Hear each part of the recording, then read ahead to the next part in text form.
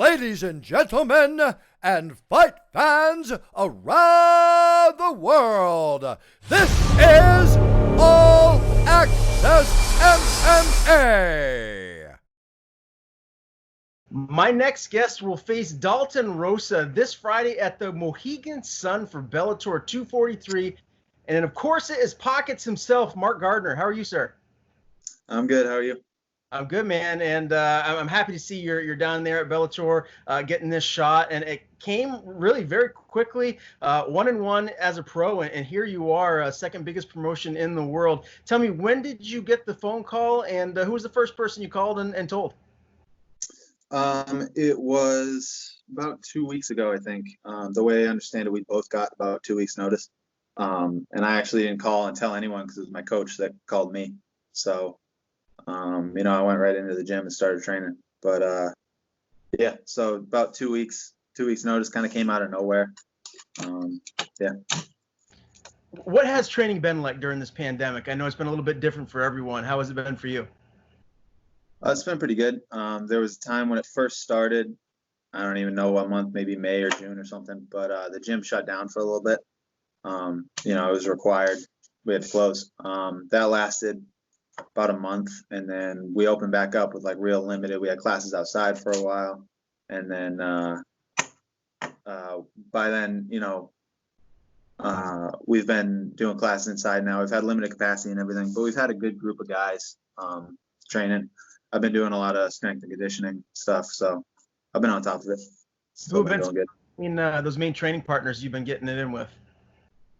I got Jack, Paul Gorman, and I got there's a lot of high-level jiu-jitsu guys at the school. A lot of black belts have been rolling every day, which is nice. Yeah. And Jack, obviously, that's your head coach there, right? Yeah. Yeah. So it's funny. I was actually talking with Chris Young earlier today, and he had mentioned to me that, in his opinion, he feels like Jack, just might be, the best coach in the state, or 1A or 1B with another fella he mentioned. Tell me, why is he such a great coach, and how has he benefited your game and your skill set? I mean, he's absolutely right that he's in my opinion like the best coach there is. He is crazy good at analyzing the opponent and picking apart exactly what he's doing and coming up with a game plan. I mean, that aside, he's also great at the conditioning and the technique. So he's been able to just watch like a couple fights and pick out a couple things that, Dalton does and come up with a game plan for it. So, I mean, he's crazy good at that, and he's good at the mental side of it. Yeah.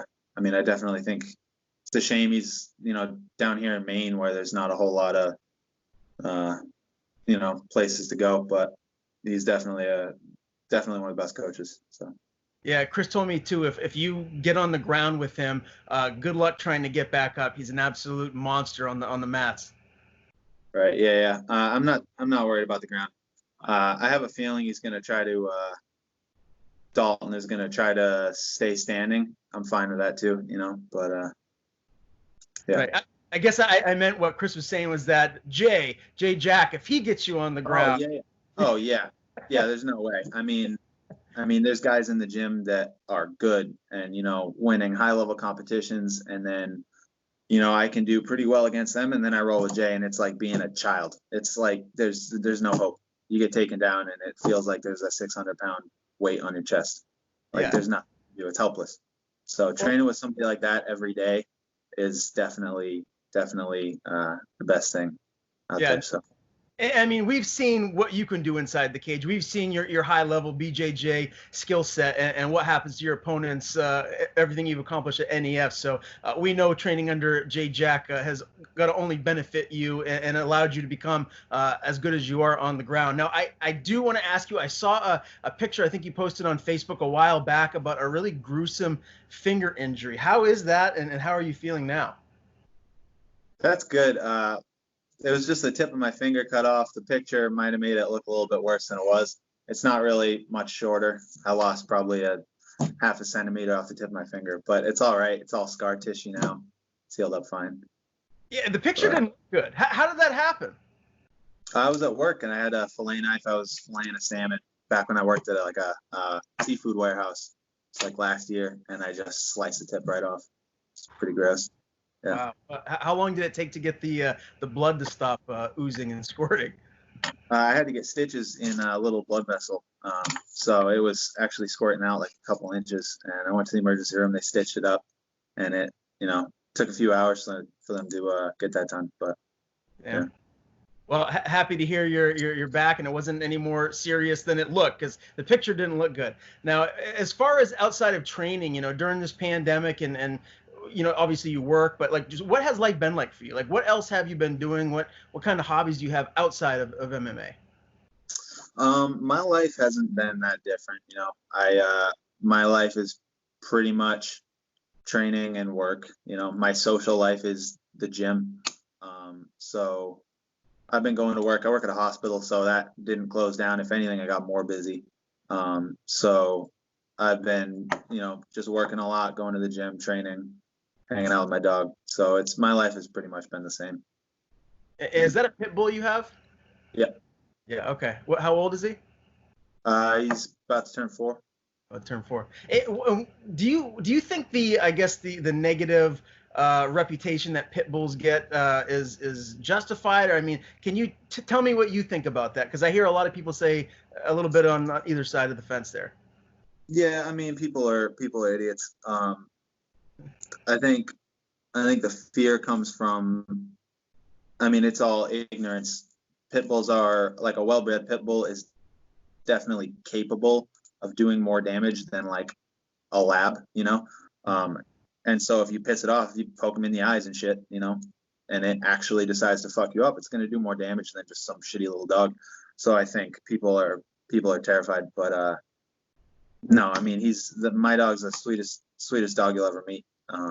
So people are idiots. It's not deserved. Yeah, I've met some really good pit bulls in my day. I haven't been around a whole bunch of them, but the ones I have met have been great. One thing that I was really curious to get your take on here is, you had a fairly short amateur career. You went 3-0, and now here you are. This will be your 3rd pro fight. Why the decision to, I guess, forego any more AMI fights and turn pro now? I think technique-wise, I was ready. I think the amateur career, the short amateur career, was really just trying to get used to being in the cage. Maybe I could have gone a little longer, but at the same time, why would I not get paid for doing what I'm doing? Plus, I want to be able to throw elbows. I want longer rounds. Just the benefits of going pro outweighed the downfalls. I'm getting paid for it now, so it just kind of, the training either way, even for an amateur fight, the training's brutal. So why would I go through all that for nothing? Like, literally nothing. There's no point. So figure, just get a couple fights under my belt, get used to being in the cage a little bit, and then go pro. I was cage side when you made your amateur debut against Clayton Charles, and there was a lot of hype behind him, and he's a phenomenal athlete, and he's had some memorable performances inside the cage, man, and you really looked fantastic in that fight. The version of you then versus what you are now, how much better are you now versus then? A lot better. That fight, you'd say I look fantastic, but I absolutely do not agree. The only way I won that fight basically was by being a punching bag until we both got tired and fell over. I got on top and finished it. I went in there and got concussed immediately, was so nervous. It was bad. And, I came out on top, but I think the biggest thing that's changed is the nerves. I now am more comfortable. My technique's gotten a lot better for sure. And sticking to the game plan definitely has changed. So the strategy, the technique has improved a lot since then. I feel a lot more comfortable stepping in the cage. It's a little bit different here at Bellator because this is a bigger venue than I fought in. But yeah, just really getting comfortable. I've definitely improved a lot since then. That was 3 years ago. So you don't take any positives away from that Carlton fight, because honestly, like, from the other point of view here, like, for me, you being a debuting amateur fighter getting rocked like that and then staying composed and being able to weather the storm the way you did and then end up finishing him, a guy that's a phenomenal athlete. I mean, to me, that was like, it just showed your heart. What did your coaches and your teammates say afterwards? Yeah, I mean that is true, and I think I'm probably my harshest critic, but I definitely went in there. I mean, I started training when I was 14, so I went in there kind of expecting, I didn't really know what to expect, but I thought I was going to do better than I did. I was expecting to take him down and finish him pretty quickly, and I got rocked, and it was, I mean, I stayed in it, but that's never been a question. I've never doubted whether or not I'd be able to stay in it while I'm getting rocked. But yeah, I mean, there are positives. I definitely now know what that's like. Yeah. I mean, that guy hit like a truck. He was a big guy, like you said, phenomenal athlete. So yeah, I think it was definitely helpful, definitely useful to get used to that. So there are positives. For sure. And then another fight I had to talk to you about, that big win over CJ Ewer. Wow. And I know CJ very well. He's another guy that's built like a ton of bricks, and you looked, I mean, I think you'll have to agree with me on this one. You looked amazing in that fight, start to finish. What was your takeaway from that one in your performance? That was you're right. That was definitely a good performance. I gotta say, I think a lot of that was mental. I went in there very well prepared mentally. I went in there in the right headspace, well composed. I don't know CJ at all, so I don't know if that's true for him. I have a feeling it's not. I have a feeling like he was kind of off his game mentally. I'm sure on his best day, it would have gone differently. But I was at the top of my game, especially mentally. It went really well. I was hoping to have a little bit more stand up during that fight, but it is what it is. I'm not going to complain about a win like that. So, yeah. Again, very impressive. So, tip of the cap to you there. Now, your most recent fight was a loss to Ronaldo Felix. This was on 4/20/2019. So it's been a while. What's the takeaway from that fight? Like, is it just a good learning lesson, or is it something that you've been able to kind of dig into and improve a certain aspect of your game? Definitely learned to keep my hands up after that. So I got tagged. I think it was like a minute in or something. I got TKO'd. I was doing head movement and I kept my hands away from my head. I got tagged. Shit happens. It wasn't good. But I also believe it was a fluke. And I just came back from that wanting it more. Like, it sucks to have a loss. That was my first loss in both my pro and amateur fights. So it sucked. It obviously wasn't good.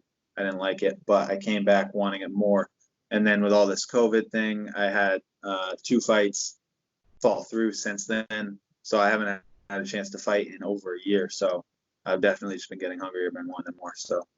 Yeah, well, there you go. Just answered my next question. I was wondering why so much time off. Now, let's talk about this weight cut and what it's like for you to get down to 185. What do you typically walk around at?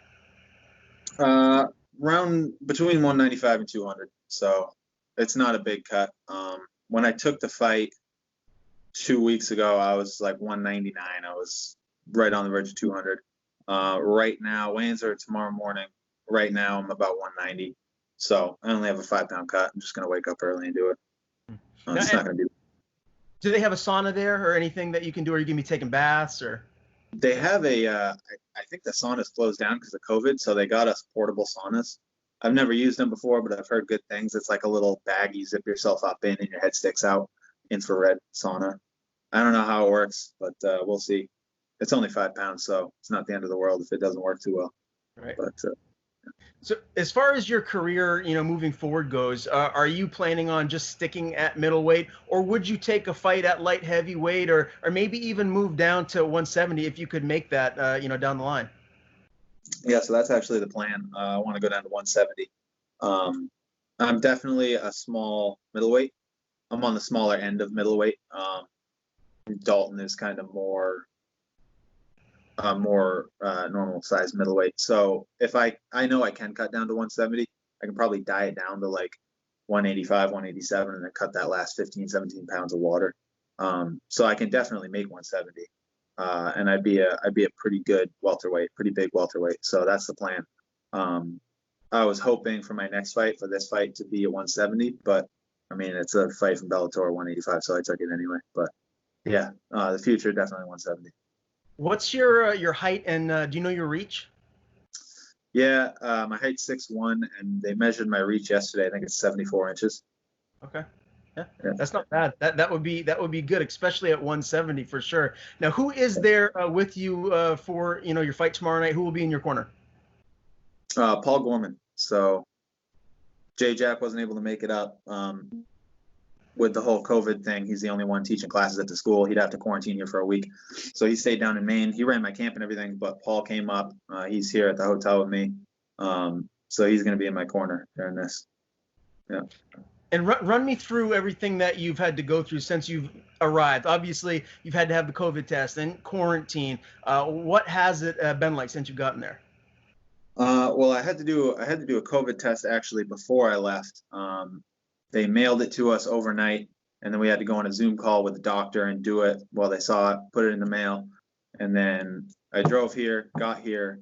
I got tested the next morning and had to quarantine in my room for like 2 days till I got the results back. They're doing these daily temperature checks, so I go down there at 7 in the morning, get my temperature taken. And then there's a couple other things they've had us do, but mostly just paperwork and pictures and stuff. So, yeah. What does it feel like when you do the test? Is it a little awkward? No, this one's not bad. I got tested for work actually like months ago, and I had to have one of those like 6-inch swabs stuck all the way back, and that was painful and it sucked. But these ones are actually, it's like a Q-tip. It's like a couple inches long, and you just go up your nose and spin it around. It's not bad at all. Okay. Well, that I have to leave at like 4 in the morning to make it down to Mohegan tomorrow, get tested, and then quarantine the rest of the day. So I was really curious to find out how they were going to do it, because I've seen the ones that the UFC do where it looks like it's in the back of your brain. It doesn't look fun. Yeah, I've done those, but no, this one's not bad at all. Okay, good to hear. Good to hear. So let's talk about this matchup. Your opponent is 2-0. I looked him up, and he really does. He looks the part. He's a big guy. He's very muscular. When you look at his skill set, where do you feel like he's lacking, or you might be able to get the better of him? I think he's got good wrestling, and I have a feeling he's not going to try to take me down. His hands, he throws big punches, but I don't know how crisp his technique is. So I think I have a feeling he's going to try to keep it standing, and I'm actually not real worried about that. He throws big, heavy punches, but like I said, I don't know how crisp his technique is. It kind of looks like he's swinging for the fences sometimes. So we'll see. Yeah. So as far as, your game plan, without giving it away or anything like that, do you feel like it might be in your best interest, like, to just get him right to the ground where you clearly have a very, very sharp skill set? Or are you going to try and test your stand-up skills and the improvements that you've made? Yeah, I mean, if it goes to the ground, it goes to the ground. And I think in my fights, I haven't had an opportunity to show any stand-up. So you can watch all the footage you want of me, but you're not going to see it, just because all my fights have gone right to the ground. So I'm honestly fine with standing. If it goes to the ground, it goes to the ground, and I feel totally fine on the ground. But we'll see. Yeah, I'm like I said, I think he's going to try to keep it standing, and that's fine with me. You seem really focused and kind of very matter of fact right now, and dialed in for this fight. Do you feel like you might be able to get a finish here? Like, what is your prediction? How do you see this fight ending? Yeah, I mean, if it gets to the ground, definitely finish. That's definitely what I'm going to be looking for on the ground. I'm more of a jump on a submission guy and less positional, especially with a good wrestler. He's going to be trying to get up. So instead of trying to hold him down and throw bombs, I'm just gonna go for a submission. And I think even stand up, I mean, I like the ground, and even stand up, if I'm getting the better of him, I'm still gonna probably take him down, just because that's what I like to do. So yeah, I'm thinking submission. There you go. Now, is this a one-off fight, or did they sign you to a multi-fight deal? What is that looking like? I got 2 fights for this, so yeah, we'll see. I have no details about the second fight, but it was a 2-fight contract. Very cool. And are you, without getting into the specifics here, are you happy with the pay that you're getting? Yeah, for sure. It's pretty good pay, especially compared to past shows that I've fought for. So, yeah. Very awesome. Well, congratulations, Mark. I know everyone here in Maine, especially in New England, is excited to see you step inside the Bellator cage and make your debut on Friday night. I very much appreciate the time. And before I let you go, if you got any sponsors or any social media or anyone you want to thank, the floor is yours. Yeah, I mean, I didn't really have time to look for sponsors for this. Wasn't super motivated. I got my buddy Chad Jordan.